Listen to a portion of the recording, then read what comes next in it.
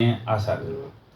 તો મિત્રો, પ્રાકૃતિક ખેતીની જો સાહેબે ખૂબ સરસ વ્યાખ્યા આપી, મારે ડીપમાં નથી જવું, પણ હું તમને તફાવતની વાત કરું. પ્રાકૃતિક ખેતીના 6 વર્ષના મારા એ અનુભવે મને જાણવા મળ્યું કે ખેતીમાં જમીન જે છે એ ભરભરી થઈ જાય છે અને એના પિયત ઘટી જાય છે.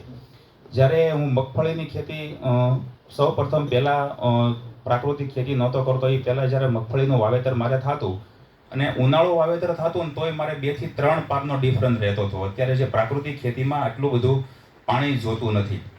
અને બીજા નંબરમાં મેં જ્યારે શરૂઆત કરીને પછી તફાવત મેં એ નોંધ્યો મારી ખેતીમાં, જે 1 એકરમાં શરૂઆત કરીને પછી એના લેબ ટેસ્ટ કરાવ્યા, એનો ઓર્ગેનિક કાર્બન મેં જોયો. તો જે ખેતી રાસાયણિક હતી અને ઓર્ગેનિક ખેતી થઈ, પ્રાકૃતિક ખેતી થઈ, તો એમાં કાર્બનમાં ઘણો બધો વધારો થયો.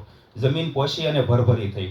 અને અત્યારે વાવેતરમાં હું સિંગ છે, શાકભાજીના પાકો છે અને અનાજ કઠોળના પાકોનું વાવેતર કરું છું. અને દરેકે દરેક પાકનું હું જાતે જ મૂલ્યવર્ધન કરું છું, પ્રોસેસિંગ જાતે જ કરું છું. મારા ફાર્મનું નામ છે શ્રી સહયોગ ફાર્મ. અને પીડીલાઇટના ગ્રામ નિર્માણ સમાજના મારફતે મને ઘણી બધી હેલ્પ મળેલી છે.